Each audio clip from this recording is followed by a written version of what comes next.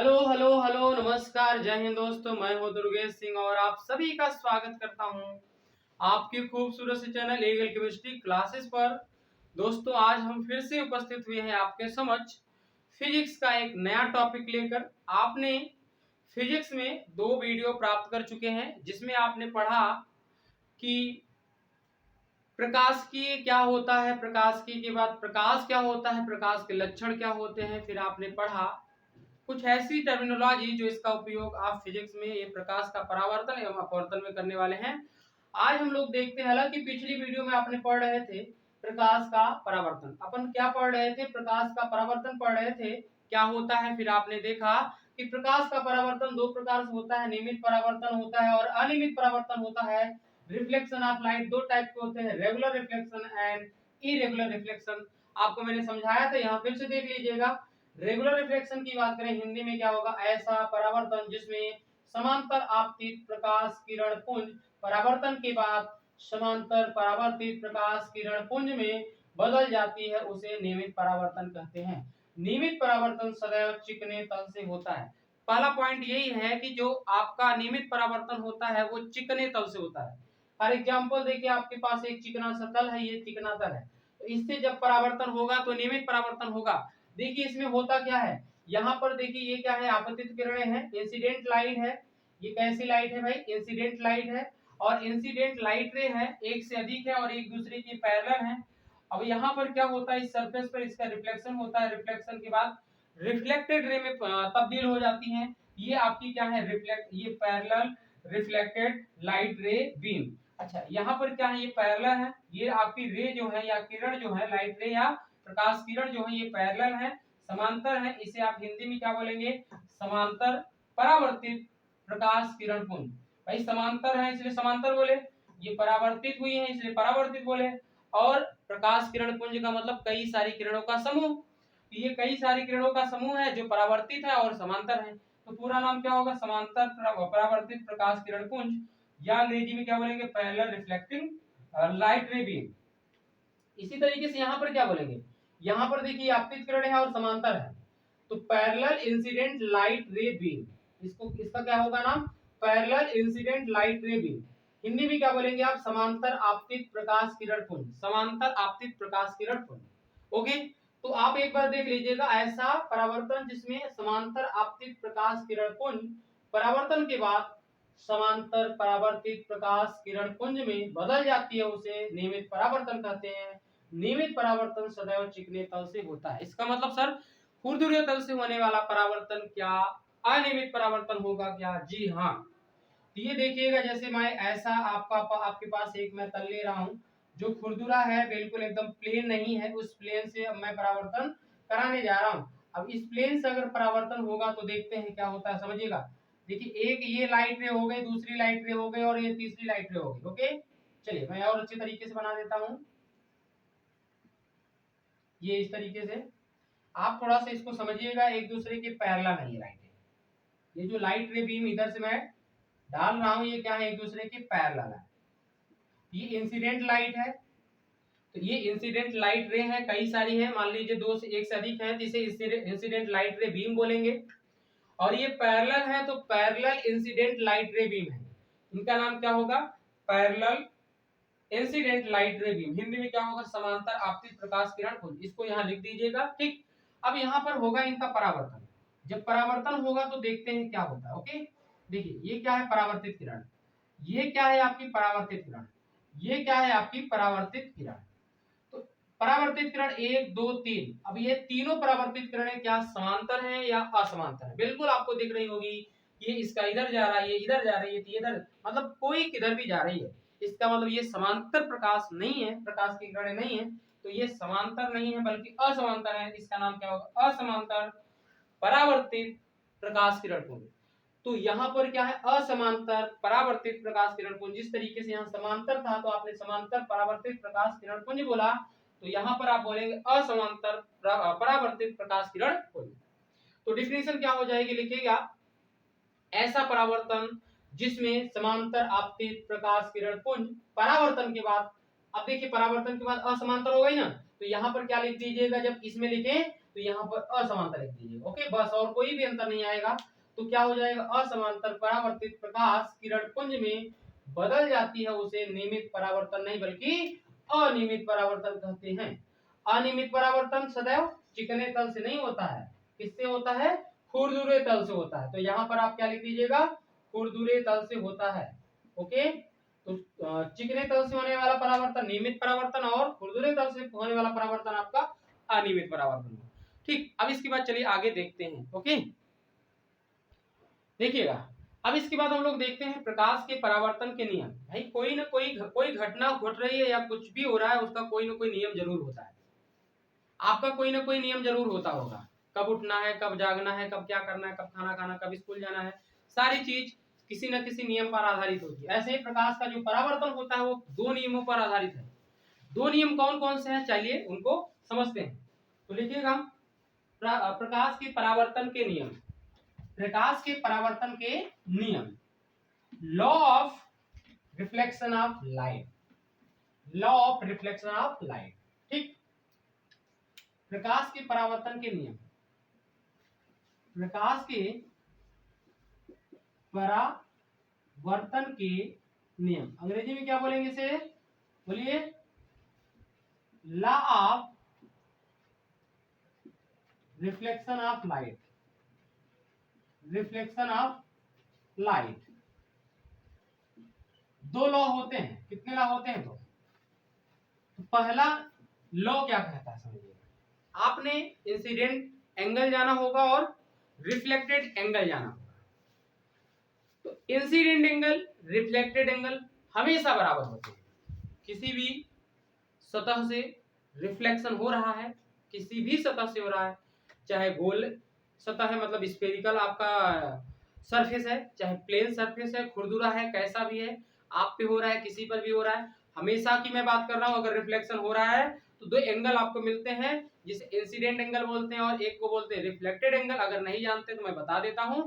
अब मैं बात करता हूं वो दोनों एंगल क्या होते हैं बराबर। देखिए बात, फॉर एग्जांपल यहाँ पर ये आपका क्या है, एक प्लेन है, एक सतह है, इस पर कौन सी घटना हम लोग घटाने जा रहे हैं, रिफ्लेक्शन। एक मैंने इंसिडेंट कराया लाइट रे, एक लाइट रे इस पर इंसिडेंट कराया। अब क्या होता है, यहाँ पर एक नॉर्मल खींचा जाता है, अविलंब। अविलंब क्या होता है, जिस सतह पर आप, इसे परावर्तक सतह बोला जाता है, परावर्तक सतह बोला जाता है। तो परावर्तक सतह पर जब रिफ्लेक्शन कराते हैं तो एक अविलंब खींचा जाता है जो परावर्तक सतह के लंबवत होता है। ये देखिए, इसके लंबवत इस तरीके से हो जाएगा, इस तरीके से। यह क्या है आपका अविलंब, या अंग्रेजी में क्या बोलेंगे, नॉर्मल। क्या बोलेंगे, नॉर्मल। ये है आपका नॉर्मल, और ये क्या है, आपतित किरण, आपतित किरण, आपतित किरण। इनके और इनके मतलब आपतित किरण और अभिलंब के बीच कोण बनता है, जिसे आई से प्रदर्शित करते हैं। और आई का मतलब होता है आपतन कोण, आपतन कोण, आपतन कोण। ओके, अच्छा, आपतित किरण को अंग्रेजी में क्या बोलते हैं, incident light, incident light. Okay, और आपतन कोण को क्या बोलते हैं, incident angle, incident angle. Okay, चलिए, और यहां पर देखिएगा इसके बाद क्या होता है, आपतित किरण आएगी, टकराएगी सतह से, उसके बाद वापस लौट जाएगी उसी माध्यम में जिस माध्यम से आई थी। तो अब भी यहाँ नॉर्मल, और ये आपकी आपतित किरण, ये परावर्तित किरण मतलब रिफ्लेक्टेड लाइट, इसे क्या बोलेंगे, परावर्तित किरण, परावर्तित किरण, परावर्तित किरण। अब परावर्तित किरण को इंग्लिश में बोलेंगे आप रिफ्लेक्टेड लाइट या रिफ्लेक्टेड रे, रिफ्लेक्टेड रे। इसके और इसके बीच भी एंगल बनेगा जिसको आप आर से प्रदर्शित करते हैं। आर को हम लोग क्या बोलते हैं, परावर्तन कोण, परावर्तन कोण, या आप बोल देंगे reflecting angle, reflecting angle. Okay, चलिए, अब मैं बात कर रहा हूं, ये जो आई और आर जो है ना, पहला रूल यही कहता है कि आई और आर क्या होते हैं, बराबर होते हैं। एंगल आई क्या होता है, एंगल आर के बराबर, एंगल आई क्या होता है, एंगल आर के बराबर। तो लिख लीजिएगा क्या है कि परावर्तन में क्या है, आपतन कोण सदैव परावर्तन कोण के बराबर होता है। पहला नियम क्या है, आपतन कोण सदैव परावर्तन कोण के बराबर होता है। Incident angle is always equal to reflected angle. English में incident angle is always equal to reflected angle. ये पहला रूल कहता है, पहला लॉ है। चलिए दूसरा लॉ देखते हैं हम लोग। दूसरा लॉ, सेकेंड लॉ क्या है समझिएगा। सेकेंड लॉ ये कहता है कि ये जो आपकी लाइट रे है, इंसिडेंट लाइट रे, और ये जो रिफ्लेक्टेड लाइट रे है, और ये जो नॉर्मल है, ये तीनों एक ही प्लेन में होते हैं। इसका क्या मतलब है भाई? तीनों एक ही प्लेन में होने का मतलब क्या है? मैं दिखाता हूं ना, चलिए क्या है मतलब समझिए। देखिएगा, अब एक प्लेन समझिएगा, एक प्लेन है, एक इंसिडेंट लाइट आएगी, एक रिफ्लेक्ट होगी। ओके समझिएगा। तो आप एक प्लेन इस तरीके से आप समझ जाइए, इमेजिन कर लीजिए। ओके चलिए, अब मैं क्या कर रहा हूं, एक ये इंसिडेंट लाइट आ रही है, ठीक। अब क्या होगा, एक लाइट रे मैं इधर से आई और इधर मैंने भेज दिया, और क्या होगा, इस सतह पर आपका एक नॉर्मल खींचा जाएगा इस तरीके से। यहां पर देखा जाए, अगर एक प्लेन इस तरीके से आप काटे, ऐसा मैंने घुमा दी, देखो ऐसा घुमा दिया, इसको आप काटें तो आप देख रहे होंगे कट जाएगा। तीनों प्लेन कट जाए, मतलब तीनों ही लाइनें या तीनों ही पेन कट जाएंगी कि नहीं कट जाएंगी? एक प्लेन डालने से ये तीनों लाइनें या तीनों ही पेन कट गई, इसका मतलब एक प्लेन में है तभी तो कट गई, अदरवाइज ना कटती। मान लीजिए इसको ऐसे करिए आप, ये इंसिडेंट लाइट आई, अभी जो रिफ्लेक्ट हुई ना, ऐसे नहीं हुई, ये ऐसे हो गई, समझिएगा, ऐसे हो गई। चलिए देखिए, अब देखिए, अब अगर मैं ऐसे घुमाऊं आपके पास और एक प्लेन डालूं, तो एक प्लेन डालूंगा तो बताइए ये वाली पेन कट पाएगी नहीं कट पाएगी? ये वाली प्लेन, ये वाली पेन और ये वाली पेन कट पाएगी। इसका मतलब एक प्लेन में अभी केवल दो ही चीजें, दो पेन है, मतलब आपका ये इंसिडेंट लाइट और ये नॉर्मल एक प्लेन में है और ये प्लेन में नहीं है। तो यहां पर ये रूल कहता है, दूसरा रूल ये कहता है कि इंसिडेंट लाइट, रिफ्लेक्टेड लाइट रे एंड नॉर्मल तीनों एक प्लेन में होते हैं। हिंदी में क्या, आपतन, आपतित किरण, परावर्तित किरण और अभिलंब तीनों एक ही तल में होते हैं। ये आपका रहा दूसरा लॉ। ये दोनों लॉ जो है हर जगह फॉलो होंगे, कभी भी ऐसा नहीं होगा कि ये रूल नहीं फॉलो होगा, चाहे जो भी सरफेस हो। मैं आपको दिखाता हूं, जैसे देखिएगा, आपको मैंने चार प्लेन दिया है, चार सरफेस दिया है। यहां पर देखिए इस तरीके का सरफेस है, ये प्लेन सरफेस है और ये स्फेरिकल सरफेस आपको दिख रहे होंगे। अब हर जगह मैं दिखाता हूं ये नियम फॉलो होता है कि नहीं। मैंने जो आपको दो लॉ बताया, ये दो लॉ हर जगह फॉलो होंगे या कहीं कहीं फॉलो होंगे, आप देखिएगा। फर्स्ट केस में देखिएगा, यहां पर आप ये इंसिडेंट लाइट एक देख रहे हैं। अब इंसिडेंट लाइट आई और ये रिफ्लेक्ट होगी। अब रिफ्लेक्शन के बाद कैसे जाएगी कैसे नहीं जाएगी, उसको खींचने से पहले आप नॉर्मल खींचिए। इस पॉइंट पर इंसिडेंट हो रही है तो इस पॉइंट पर आप एक नॉर्मल ड्रॉ करें। नॉर्मल क्या होता है, देखिए नॉर्मल ड्रॉ करने के लिए आप उस पॉइंट पर क्या करिए, एक टेंजेंट खींच लिया करिए। जैसे ये पॉइंट है तो इस पर एक टेंजेंट खींचिए। टेंजेंट मतलब क्या होता है, स्पर्शी, स्पर्शी। ये टेंजेंट खींचेंगे, टेंजेंट खींचने के बाद क्या करिए, आप नॉर्मल बना दीजिए। टेंजेंट के परपेंडिकुलर ही क्या होता है, नॉर्मल होता है। ये आपका क्या हो जाएगा, नॉर्मल हो जाएगा। ये आपका क्या हो जाएगा, नॉर्मल हो जाएगा।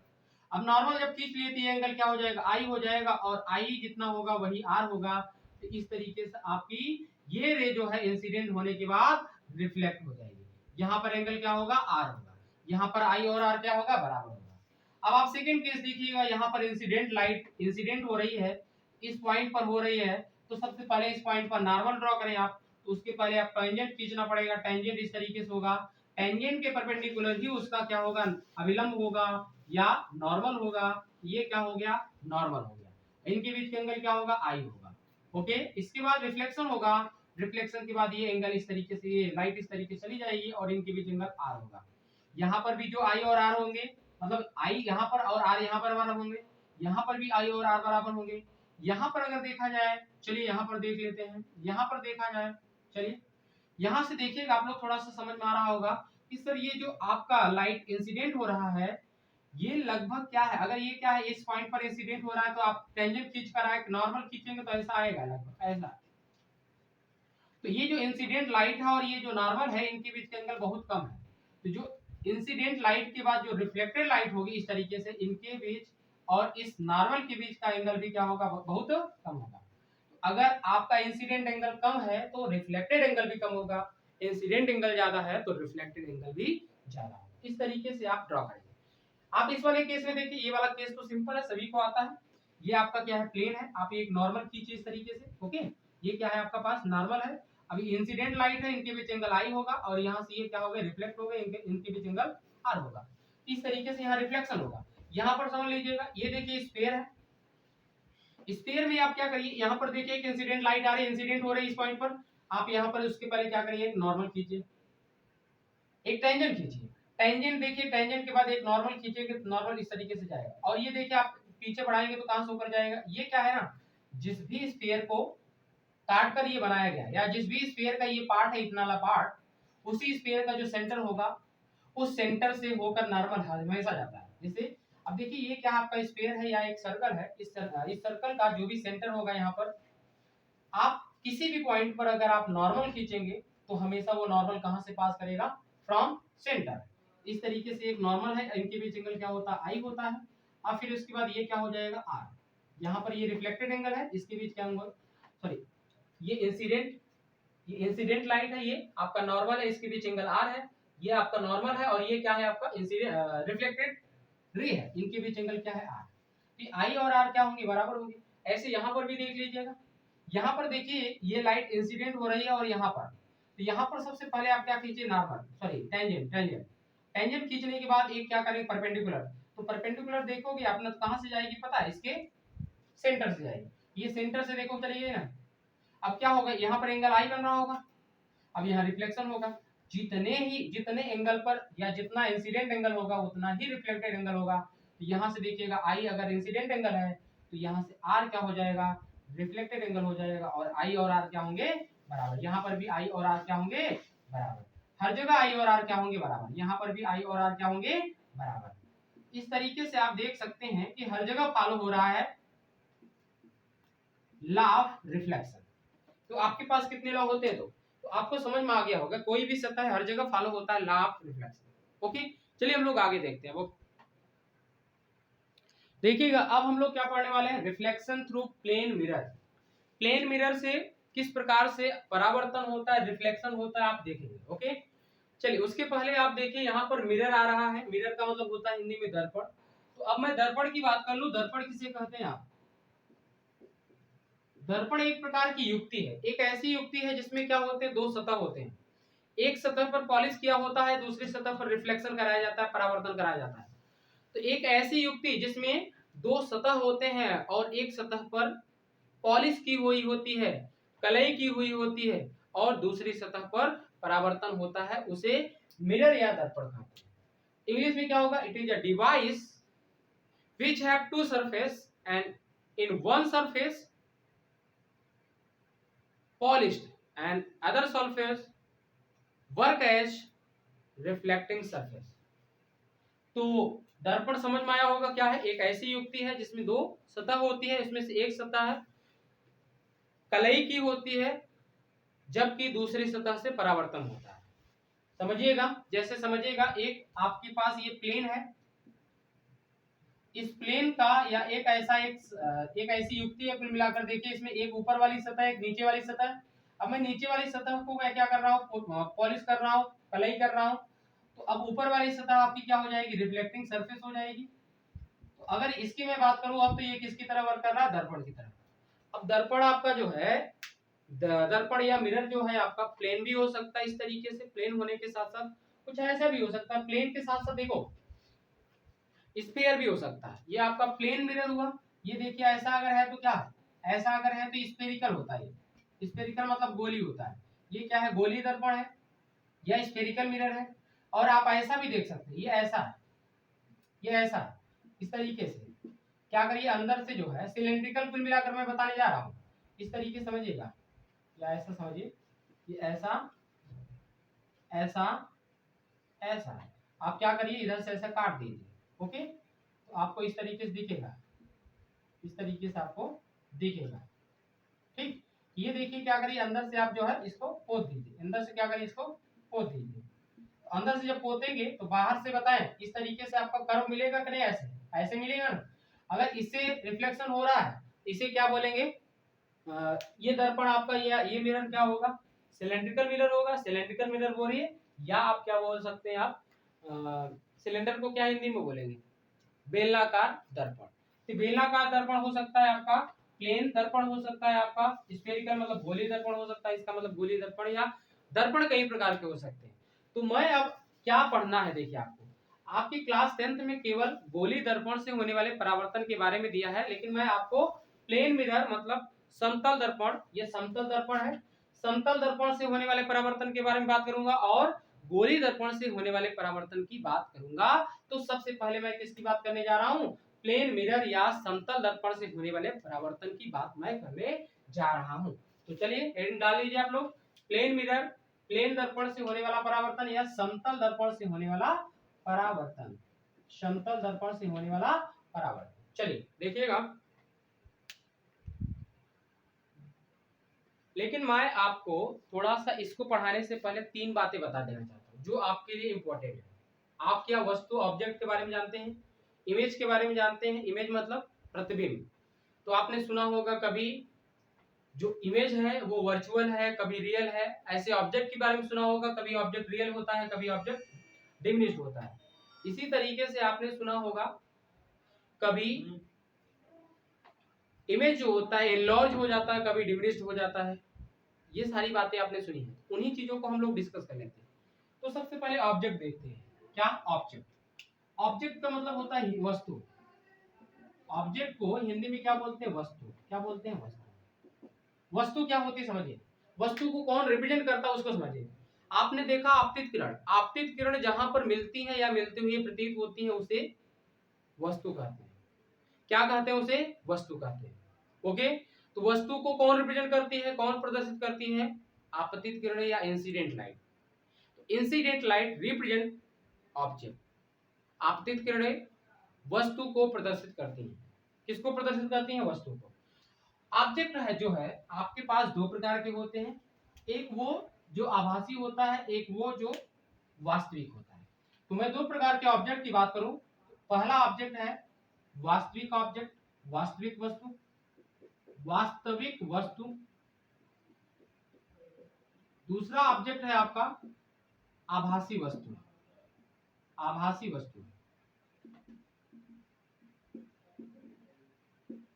आभासी को अंग्रेजी में क्या बोलेंगे और वास्तविक को क्या बोलेंगे, इसे रियल बोलेंगे, रियल ऑब्जेक्ट। इसे क्या बोलेंगे आप, वर्चुअल, वर्चुअल ऑब्जेक्ट। ओके,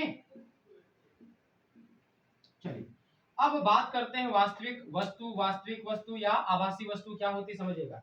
मैंने शुरुआत में ही बताया कि वस्तु को कौन रिप्रेजेंट करता है, आपतित किरणें, आपतित किरणें। आपतित मतलब इंसिडेंट लाइट, इंसिडेंट लाइट रे किसको रिप्रेजेंट करती हैं, वस्तु को।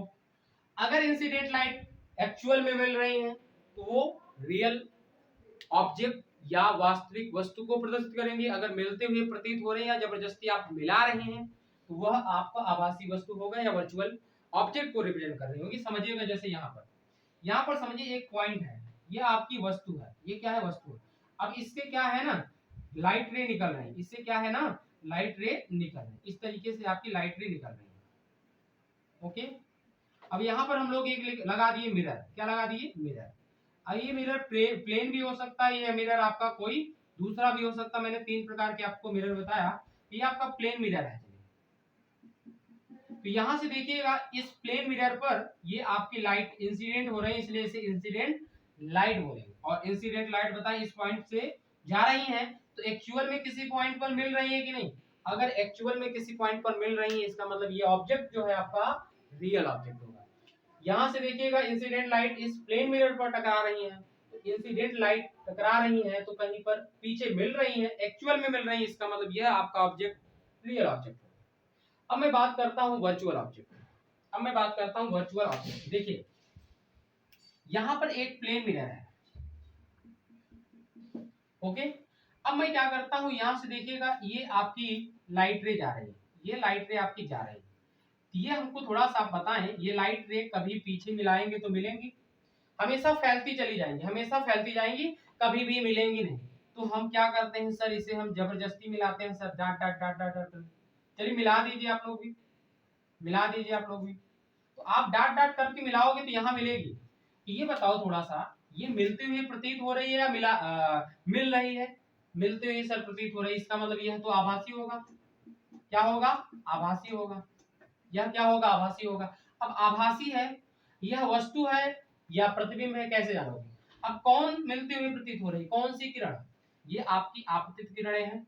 आपतित किरणें मिलती हुई प्रतीत हो रही हैं, इसलिए इसे आप वस्तु का नाम कौन सा देंगे? सर यहाँ पर जो आपका आभासी है, आभासी प्रतिबिंब नहीं है बल्कि आभासी क्या है?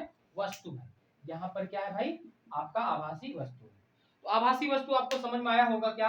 अगर आपतित किरणें या इंसिडेंट लाइट जबरदस्ती मिलाना पड़े उन्हें, तो वहां पर जो आपका पॉइंट होगा या जो चीजें होंगी उसे क्या बोलेंगे? वस्तु बोलेंगे। लेकिन वस्तु कौन सी होगी? आभासी। तो आभासी का मतलब मिलते हुए प्रतीत होना कोई भी किरण, और वास्तविक का मतलब जबरदस्ती नहीं, एकदम रियल में मिल रही है। और वस्तु तब बोलेंगे जब आपतित किरण मिल रही है या मिलते हुए प्रतीत हो रही है। यही प्रतिबिंब की बात करें तो वहां परावर्तित किरण की बात करेंगे।